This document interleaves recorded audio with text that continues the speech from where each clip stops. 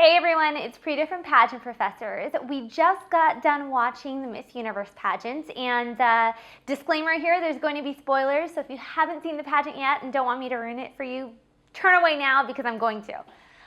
But for any of you that were following us on Twitter and wondered why we magically dropped off right before the top 5, it's because Twitter shut us down for being over our tweet limit. We had so many of you that were actively conversating with us. We had so many great conversation streams going on, and we were really, really excited to be talking to all of you that we kind of, I guess, ignored the tweet limit and got cut off right before they started announcing the placements, which is extremely frustrating because so many of you started tweeting us and we couldn't respond, but that is why. And hopefully as soon as our limit is lifted, we can get back on there. So Twitter, we're not spam, stop blocking us. But anyway, so wanted to just do a quick recap.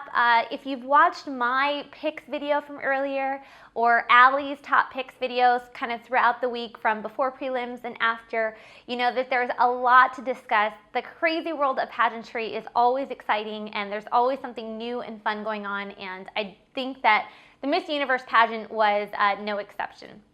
If you're on Twitter, you saw that we actually got Miss Universe trending, which is not a super easy thing to do, but we were very excited. I think at the start of the show, they said there was almost 1 billion viewers watching around the world, which is amazing and crazy, and we are so excited to be part of such a fantastic world.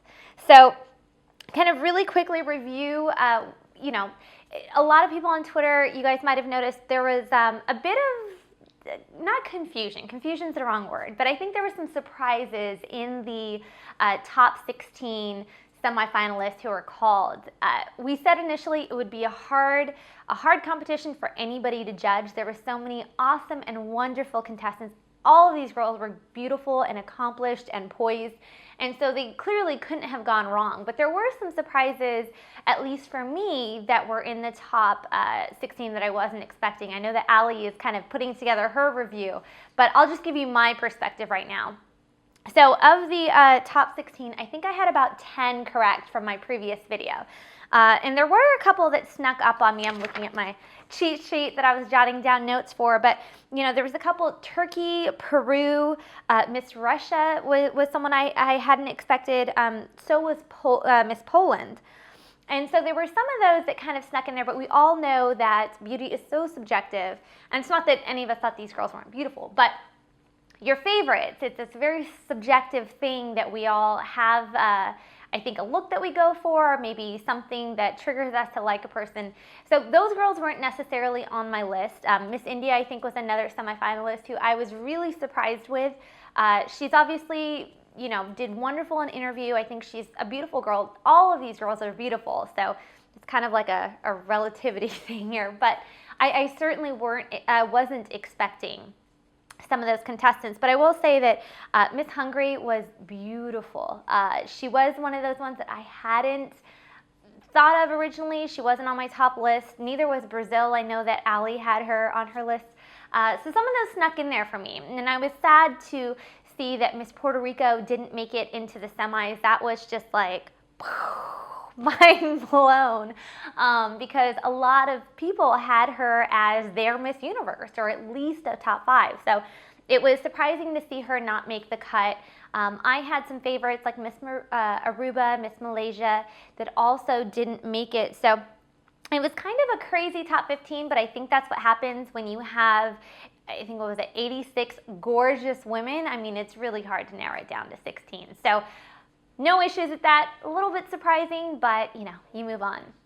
I think when it came to the top 10, I said on Twitter, I had about 9 out of the 10. Miss Russia, who surprised me getting into the top 15, surprised me yet again getting into the top 10. She's a beautiful girl. She just didn't, to me, stand out compared to some of the other girls, but she obviously did really well. She made such an impact on the judges that they allowed her to continue on to the next round. So congratulations, Miss Russia. She was gorgeous. Again, all of these girls are, but it was really exciting, I think, to kind of see, you know, when you throw that curveball in there, it's almost fun to be like, oh my gosh, this just changed my list. So 'tis the wonderful world of pageantry. Moving on to the top 5, you know, first off, all of these women were amazing, and we've said, I think I said at the beginning of this video, it's so hard to pick the, exactly who's going to be in the top 5 or leave alone just one out of so many great contenders. But the big surprise for me, 2 big surprises that I think really blew me away when it came to the top 5, was the exclusion of Miss South Africa and the exclusion of Miss Mexico. Now, Miss Mexico was a favorite of mine. I know that her dress kind of, some people loved it, some people didn't. So I guess I kind of understand if she didn't make the top 5, because if the world was kind of split on how they felt about her dress, I can understand why the judging panel was. But Miss South Africa, her not making the top 5, I think completely blew my mind. That was definitely something I didn't see coming. If you watched my previous video, you know that I thought the top 5 would be Philippines, USA, South Africa, Mexico, and Venezuela. And so I actually got 3 of the 5 correct. Now, Miss Australia also made the top 5, and it was well deserved. She was definitely my alternate in the top 5. It was like, here's my top 5, and if there's gonna be one more, it's gonna be Australia. And she was fantastic and consistent the whole night through. She did an exceptional job. She's such a gorgeous girl. Miss Brazil is one that I didn't expect in the top 5. And I won't go so far to say that I don't agree with it, because obviously she's stunning, but I think I still would have really liked to see Miss South Africa in that top 5. I think she really earned her placement and should have gone farther. But again, it's all subjective. That's my opinion, so it is the way it is. But at the end of the day, everyone did such a good job. Miss USA, who is now Miss Universe, Olivia Culpo, we could not be more proud of her and more excited for her. She's such a fantastic person. We've had the opportunity to talk with her and meet with her, and she's just so sweet and down to earth. A lot of people were tweeting about her answer to the top 5 question, and I think one of the things that stood out to the audience was how down to earth her answer was. If I remember correctly, and I don't want to butcher this, but her question was something along the lines of, what have you done in your life that you regret or wouldn't do again? And she, rather than kind of giving some very pageant answer, and I don't mean that in a bad way, but she gave something that's kind of so cute and down to earth, which was she wouldn't bully her little siblings. She doesn't regret it, but it's something she probably wouldn't do again. But she was so, I think, relatable and cute and just, again, down to earth, that it really connected with the audience. It connected with the audience on Twitter, and I think ultimately it also connected with the judges, because they obviously crowned her. So it was fantastic. Miss Philippines, who was first runner-up, also, I think when it came down to it, if Miss Philippines had won, I don't think anyone would be questioning the decision. She also was a very, very strong competitor and had a wonderful answer to her question as well. But there are a couple of lessons that I think we were really excited to learn from this pageant. The first thing is, going into Miss USA, a lot of people were concerned. They said, Miss Rhode Island won't do as well. She's not, 6'3" or whatever. And it's clear that that's not true. Olivia may not be 5'11". She's not short by any means, or she's not like teeny tiny by any means, but she's pretty average height. And so a lot of people who kind of wrote it off as beauty pageants are only for those people that are 5'11" and taller were clearly proven wrong tonight, because regardless of the height, Olivia stood tall amongst her competitors. I don't think that her on stage, anybody, or at least I didn't, notice her height at all, because it just wasn't an issue. It wasn't a problem. She was stunning and gorgeous and had a presence about her that I think it really goes to show that height doesn't matter when it comes to pageantry. It doesn't at all. So anyone that kind of was hiding behind that, or naysayers that use that as an excuse, I think were silenced tonight, and being shown that you can be a viable pageant competitor at any height. And we have that video, Too Short to Compete, on our website that you should check out, because we've been saying this for a while, but I'm really excited that that debate has been put to rest. And the other thing is, if you were watching the pageant, you may have noticed that during evening gown, Olivia had a little bit of a slip, not a slip, she didn't fall, but she caught on her dress a tiny bit.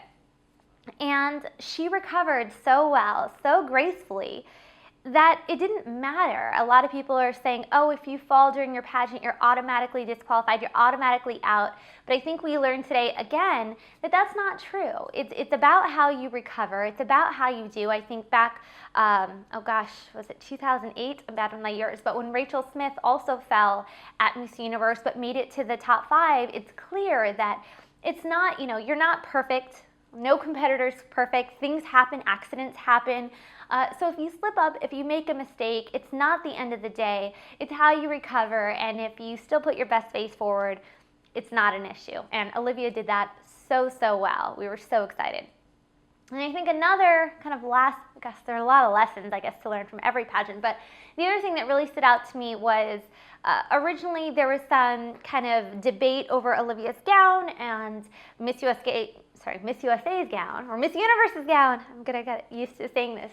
But I think it really went to show that you have to find an evening gown that feels good to you, that reflects what you want to reflect, that you're comfortable in, not that the world expects. So we talk a lot about, or not we, but there's a lot of talk about what is an appropriate pageant gown, like what you should wear and what you should do. And obviously there are some parameters, but it all comes down to what you feel amazing in. Olivia's evening gown, Miss Universe's evening gown, wasn't by any means a traditional pageant gown, but she looked amazing in it. She rocked it. She really owned the stage in it, and ultimately that's what makes the difference. It's almost not even about the gown. You could wear a potato sack, but if you wore it well, if you wore it like you thought it was the most glamorous potato sack you've ever worn, that's what it really comes down to. And I think, again, Olivia did such an exceptional job tonight. We could not be more proud of her.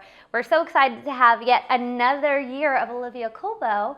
And for those of you that have put 2 and 2 together yet, that also means that Olivia's first runner-up, Miss Maryland USA, Nana Merriweather, who we are also big fans of, is now the current Miss USA. So, Nana, Logan West, and Olivia, we could not be more excited for this trio.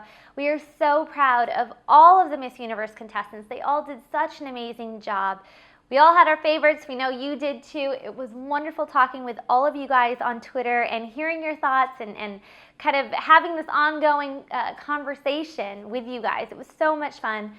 We can't wait till next year and till Miss USA, and maybe in a couple weeks until Miss America. Hopefully you all will be watching that as well. So anyways, just wanted to share with you my thoughts. I know, like I said, Allie is putting together hers, but we're really excited. We hope to see you again soon. Make sure you're signing up for our email newsletter so you can hear from us all the time, because who wouldn't want to hear from us? Or something like that. Anyways, thanks so much, guys. Leave your comments in the section below, and we'll talk to you soon.